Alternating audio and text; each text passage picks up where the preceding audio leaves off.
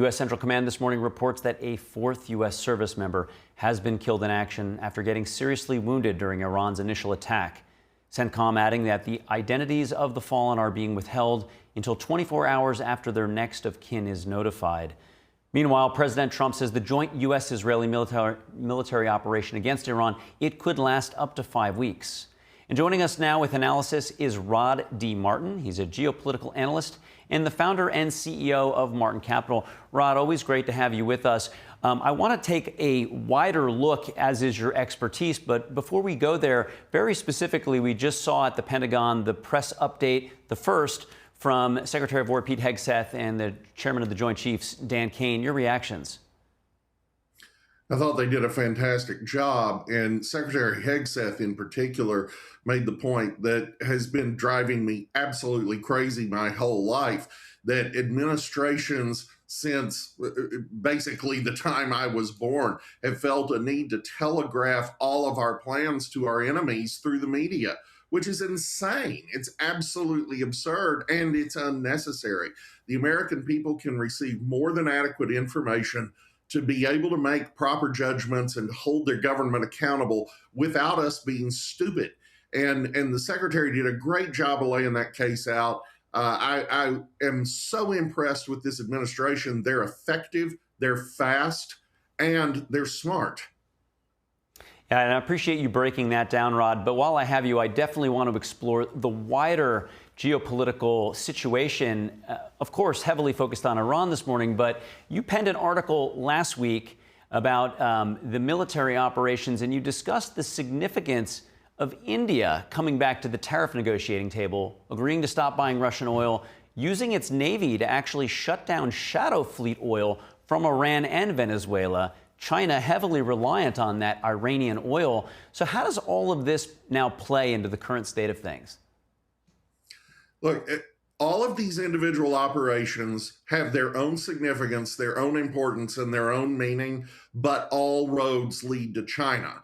This administration is absolutely committed to dealing with the number one geopolitical threat we face, the one that periodically threatens to nuke Los Angeles, the one that periodically saber rattles in the direction of Taiwan, the one that could potentially actually get us into a global conflict. And that's what we saw with the Indian operation that was so extraordinary this week. India has always pretended to be non-aligned. They're leaders and founders of the non-aligned movement. But the truth of the matter is they've always been semi-aligned with Russia. And in the process, especially during the Ukraine war, they have been buying just an extraordinary amount of Russia's sanctioned oil exports.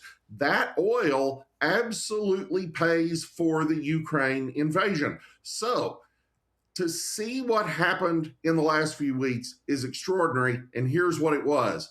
On February 2nd, after all kinds of back and forth and all kinds of face saving, India and the United States signed a trade deal that is shockingly impressive.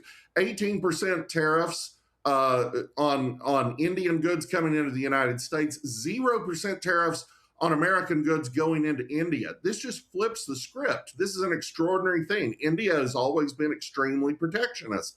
Okay, so that's good news. That's good news for actually both sides because it levels the playing field in a way that will actually ultimately be good for both sides. It actually lowers the trade barriers for both sides.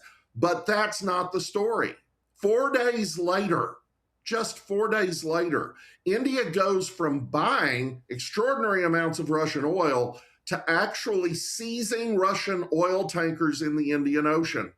Those tankers are part of the shadow fleet that makes it possible for Iran to sell 90% of its oil exports to China, Russia to sell 40% of its oil exports to China. And before the Venezuela operation, same scenario there, not just for China, but also for Cuba. So this is a geopolitical earthquake that almost everybody missed except NTD and the Rod Martin report because nobody has been reporting on this. India has flipped after 80 years in a geopolitical struggle in a way that forces China to pay full market price for oil that it's been getting for about a third of market price. That constitutes one of its biggest unfair trade advantages. It's completely outside of international law, and it just stopped. It stopped cold. And taking the Iranian regime's production offline and putting it in the hands of what we hope to be a democratic Iranian system is going to be a tremendous hole in BRICS, in China's alliance system, and in its ability to project power. Yeah, Rod, I really want to jump in deep on this because, as you say, the significance of this really can't be understated, especially the timing right before Epic Fury and Roaring Lion. It can't be understated. And one thing that was not mentioned in your article, because it simply hadn't happened, but the very next day or so after your article, India's Prime Minister Modi made his second visit to Israel. And on that visit, he hugged Netanyahu. He became the first Indian Prime Minister to address the Knesset, and he toured the Holocaust Memorial at Yad Vashem. This happened literally just hours, if not just a couple of days, before Israel launches Operation Roaring Lion, taking out the Ayatollahs. So what does this signal to you about India and Israel? Well, there are going to be a few more bombing runs in Iran before this is true, but peace is breaking out across the region. India and Israel's budding friendship is an extraordinary development. You're seeing countries that we never imagined entering the peace accords, the Abraham Accords that we've been talking about, coming to the fore, like Kazakhstan. Who was thinking about Kazakhstan? And these are Muslim countries in many cases, Morocco at the extreme end of North Africa, all these different countries coming together and laying down what in many cases was a pro forma state of war with Israel. They weren't ever going to attack Israel, but they didn't want to recognize their right to exist. They didn't want to have anything to do with them. And all of a sudden, they're major trading partners. Another example of that is a country on Iran's borders, Azerbaijan, which has forged a tremendous partnership with Israel. Okay, what does all that mean? Well, it means if you take Iran off the board as a threat, almost every armed conflict in the Middle East goes away. Most of the conflict we've seen in Syria, driven by Iran. Hezbollah, funded, directed by Iran. Hamas, funded, directed, armed by Iran. The Houthis disrupting shipping off Yemen, headed up the Red Sea, all funded, directed, and led by Iran. All of these things cease, and now all these countries can actually make peace. And this is exactly the vision Donald Trump articulated in Riyadh last summer. Commerce, not chaos. We can all get rich together, or those of you who don't want to can pay the price. And that is what's emerging. It is a tremendous development, and a free Iran will be a key partner in peace for all of the countries just mentioned.